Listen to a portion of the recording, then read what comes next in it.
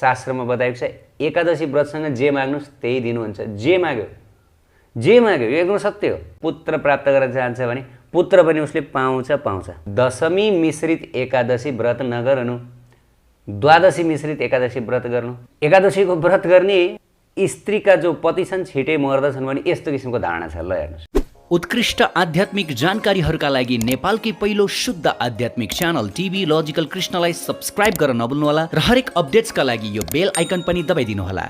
श्रृंगी ऋषिको उक्तिमा बताइएको छ रजस्वला हुँदा पनि एकादशीको व्रत त्याग्नुहुन्न, जुठो सुतक पर्दाखेरि पनि एकादशीको व्रत त्याग्नुहुन्न, त्यागेमा महापाप लाग्दछ।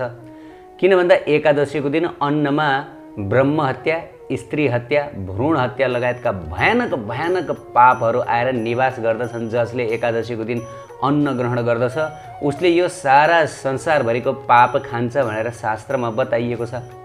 त हाम्रो गाउँघरतिर सामान्य के चलन छ भन्दाखेरि जब महिलाहरू रजस्वला हुनुहुन्छ अनि जब जुठो सुतक पर्दछ कसले गरिरहोस् एकादशी भन्ने यस्तो किसिमको लापरवाही छ। तर शास्त्रमा बताइयो चाहे रजस्वलाको स्थिति होस् वा जुठो सुतकको स्थिति होस्, जस्तो सुकै स्थितिमा पनि एकादशीको व्रत अनिवार्य गर्नु। अनि त्यसै गरी आएर बरा पुराणमा भनियो जुन नारीले आफ्नो पतिको मङ्गलका लागि एकादशीको व्रत गरेर जुन फल प्राप्त गर्दछिन् त्यो भन्दा 100 गुणा बढी फल पतिले प्राप्त गर्दछन्। ल सुन्नुस् त, आफ्नो पतिको मङ्गलको लागि जुन नारीले एकादशी व्रत गर्दछिन् उनले जुन फल प्राप्त गर्दछिन् त्यो फलभन्दा 100 गुणा बढी फल उनका पतिले प्राप्त गर्नुहुन्छ। ल हेर्नुहोस्, एकादशी व्रत कति महान हुनुहुन्छ। आफूले व्रत गरेर अरूलाई फल प्रदान गराउन सकिन्छ, यो एकदम सत्य हो। एकादशीको व्रत भनेको आफूले गरेर आफूले पनि प्राप्त गर्न सक्ने र अरूलाई पनि प्राप्त गराउन सक्ने। यस्ता धेरै चमत्कारहरू घटेका छन् एकादशीको व्रत गरेर। एकादशीको व्रत गरेर सङ्कल्प गरेको पुरा भएको, एकदम सत्य, एकदम पुरा भएको यस्ता धेरै घटनाहरू छन्। किनभने शास्त्रको वचन कहिल्यै गलत हुँदैन। यो भगवत वाणी हो नि त शास्त्रको वचन भनेको। आजकल मानिसहरू शास्त्रको वचनमा विश्वास गर्दैनन्। कसले मानोस् यो कुरा? यो सबै दन्ते कथा हो, बाबुबाजेको पहिलाको कुरो हो। अब यो आज पनि यो कुरा हुन्छ, हामी विश्वास गर्दैनौँ। बङ्गलादेशमा एउटा मिथ्या धारणा छ कि एकादशी व्रत गर्ने स्त्रीका पति छिटै मर्छन्। बङ्गलादेश भने बङ्गलादेश, बङ्गाल क्षेत्र। एकादशीको व्रत गर्ने स्त्रीका जो पति छन् छिटै मर्दछन् भने यस्तो किसिमको धारणा छ। ल हेर्नुहोस्, यो भनेको कस्ता मान्छेहरूको धारणा भन्दाखेरि जो भोजन लोलुप खन्चुवा स्वभावका, खाली खाइरहनु पर्ने, सो यस्ता किसिमका मानिसहरूको यस्तो विचार हुन्छ। तर यस्तो विचारको पछाडि लाग्नुहुन्न। एकादशीको दिन व्रत गरिएन भने चाहिँ पापको खाडलमा खसिन्छ। अब हामी हेरौँ त, एकादशीको व्रत गर्ने कति महिलाहरू हुनुहुन्छ जसले 50औं वर्ष 60 वर्षदेखि एकादशीको व्रत गरिरहनु भएको छ।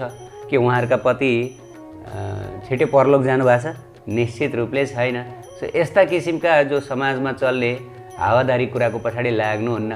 महाभारतमा भनिएको छ निर्जल व्रत बस्न नसक्नेले फल, जल, दूध, दही, घिउ, ब्राह्मण वाक्य, गुरु वाक्य तथा औषधि यी 8 को सेवन गरेमा व्रत टुङ्गिँदैन। महाभारतको वचन। फल लिएमा व्रत तोडिँदैन, जल लिएमा पनि व्रत तोडिँदैन, दूध लिएमा पनि व्रत तोडिँदैन, दही घिउ लिएमा व्रत तोडिँदैन। ब्राह्मण वाक्य, ब्राह्मणले ल खानु भनेर आदेश दिनुभयो। अब ब्राह्मणको आज्ञा पनि उल्लङ्घन गर्नु भएन। त ब्राह्मणको आज्ञालाई शिरोधार्य गरेर यदि एकादशीको दिन अब ब्राह्मणले भने अनुसारको कुनै चिज लिइन्छ, प्रसादी लिइन्छ भने पनि एकादशीको व्रत भङ्ग हुँदैन। अनि गुरुवाक्य, अब गुरुको आदेश त उल्लङ्घन गर्ने भएन। यदि गुरुले एकादशीको दिन ल तिमीले अन्न नै सेवन गर भन्नुहुन्छ भने पनि अब गुरुवाक्य त उल्लङ्घन गर्नु भएन, त्यो त महाअपराध हुन्छ। त्यसकारणले गर्दा जब गुरुले आदेश दिनुहुन्छ त्यो बेलामा पनि एकादशीको व्रतमा आफूले गुरुको आदेश अनुसार गर्न सकिन्छ। त्यसबाट व्रत तोडिँदैन। अनि औषधि प्राय जसो के हुन्छ भन्दाखेरि आजकल त सबैले औषधि नै खानुपर्छ। सब अनेक किसिमका रोगका दलदलमा फस्नु भएको छ। त शास्त्र महाभारतमा बताइयो कि औषधि सेवनद्वारा पनि एकादशीको व्रत भङ्ग हुँदैन। त यी 8वटा अवस्थामा एकादशीको व्रत भङ्ग हुँदैन। सबैले नोट गरेर राखौँ। फल, जल, दूध, दही, घिउ, ब्राह्मण वाक्य, गुरु वाक्य र औषधि, यिनमा एकादशीको व्रत भङ्ग हुँदैन, अरूमा भङ्ग हुन्छ। नारदीय पुराणमा बताइएको छ 1000 अश्वमेध यज्ञ, 1000औं वाजपेयी यज्ञ गरेर पाउने फल त एकादशीको व्रतको 16 भागको 1 भाग पनि हुँदैन। ल हेर्नुहोस् कति महान। एक दिन एकादशीको व्रत गर्नाले 1000 अश्वमेध यज्ञ, त्यो बेला अश्वमेध यज्ञ गर्न राजाहरूले, ठुला ठुला राजाहरूले मात्र सक्दथे, अरू कसैले पनि सक्दैन थिए। किनभने अश्वमेध यज्ञ गर्नको लागि यति धन चाहिन्थ्यो, यति धन, यति यस धरतीको कुबेर समान कोही राजा छैनन् भने उनले गर्न सक्दैनन् अश्वमेध यज्ञ। अब यस्तो यस्तो किसिमको विशाल विशाल यज्ञहरू गरेर जुन फल पाइन्छ त्यो पनि एक होइन, 1000 अश्वमेध यज्ञ, 1000 वाजपेयी यज्ञ गरेर जुन फल प्राप्त हुन्छ त्यो फल त एकादशीको 16 भागको 1 भाग पनि पर्दैन। भनेपछि एकादशीको कति ठुलो महात्म्य। ल हेर्नुहोस् है, एकादशी व्रतले जे भन्यो त्यही पुरा गरिदिनुहुन्छ। शास्त्रमा बताएको छ एकादशी व्रतसँग जे माग्नुहोस् त्यही दिनुहुन्छ। जे माग्यो यो एकदम सत्य हो। एकादशीको दिन व्रत गरेर यदि भक्तले भगवान माग्नुहुन्छ भने भगवान उसलाई प्राप्त हुनुहुन्छ, खेरै जाँदैन। र एकादशीको व्रत गरेर कसैले स्वर्ग प्राप्ति चाहन्छ भनेदेखि स्वर्ग उसले पाउँछ। एकादशीको व्रत गरेर उसले पुत्र प्राप्त गर्न चाहन्छ भने पुत्र पनि उसले पाउँछ। एकादशीको व्रत गरेर भौतिक संसारमा भोग गर्न चाहन्छ भने पनि भौतिक भोग प्राप्त गर्दछ। भुक्ति, मुक्ति, भगवत प्राप्ति सब कुरा प्राप्त गर्दछ भनेर शास्त्रमा बताइएको छ। यो संसारमा म एकदमै धनधान्य भएर बस्न चाहन्छु, म एकदमै प्रसिद्ध बन्न चाहन्छु, मेरो यो इच्छा छ भनेर एकादशी व्रत गर्ने हो भने एकादशी व्रतले पुरा गरिदिनुहुन्छ। किनभने एकादशी व्रत कल्पवृक्ष समान हुनुहुन्छ। तर प्रिय भक्त भागवत, भौतिक कुरा प्राप्त गरेर संसारको राजै भएर बसेर पनि शान्ति र आनन्द मिल्दैन। किन भन्दा यो भौतिक वातावरणमा कहिले पनि सुख शान्ति हुँदैन भनेर त भगवान श्रीकृष्णले बताउनु भयो।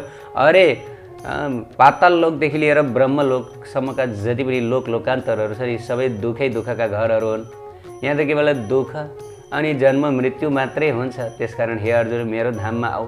मेरो धाममा आएपछि मात्रै यी सारा दुःख कष्टहरू समाप्त हुन्छन्। त्यसकारणले गर्दा एक भक्तले भने यो संसारमा भुक्ति मुक्तिका लागि, स्वर्ग प्राप्तिका लागि पनि उसले एकादशी व्रत बस्दैन। उसले त केवल मेरो प्यारो राधा रानी र श्रीकृष्ण मलाई प्राप्त हुनुहोस्, बस यति इच्छा राखेर एकादशीको व्रत गर्दछ। अरू कुनै इच्छा, वास्तवमा भक्तको यो भौतिक संसारमा केही पनि इच्छा हुँदैन। भक्तको एउटै इच्छा हुन्छ कि मैले राधा रानीलाई कसरी खुसी गर्ने, युगल सरकारलाई कसरी खुसी राख्ने, आनन्दित गर्ने, बस उसको लक्ष्य यति हुन्छ कि भौतिक संसारमा जडवादीहरूको जस्तो विचार उसको हुँदैन कि भौतिक संसारमा भोग गर्न पाइयोस्, यो भौतिक धनधान्य हुन पाइयोस्, यस्तो किसिमको इच्छा भक्तको हुँदैन। भक्त भुक्ति मुक्ति सिद्धिकामी सकले अशान्त, कृष्ण भक्त निष्काम अतएव शान्त, चैतन्य चरितामा बताइयो। भुक्ति चाहने, भुक्ति भनेको संसारको भोग चाहने हुन्छ नि, मानिसहरूको भोग हो। मेरो धन सम्पत्ति यस्तो होस्, म देश विदेश जाउँ, मेरा छोरछोरीहरूले डाँडा काँडा ढाकुन्, मेरा चाहिँ सब राम्रो होस् भौतिक संसारमा हो, यस्तो किसिमको इच्छा हुनु भुक्ति भन्छ। त भुक्ति चाहने व्यक्तिहरूलाई पनि कहिल्यै शान्ति हुँदैन। किनभने भौतिक संसारको स्वभाव भनेको त अशान्त हुन्छ। भौतिक चिजबिजहरू प्राप्त गरेर के हुन्छ, नपाउन्जेलसम्म चाहिँ ओहो मैले पाएँ भने कस्तो होला भन्ने हुन्छ। पाइसकेपछि त्यसैले पीडा दिन थाल्छ। किनभने भौतिक चिजमा, भौतिक कुराहरूको स्वभाव नै पीडा दिने हो, कष्ट दिने हो हैन।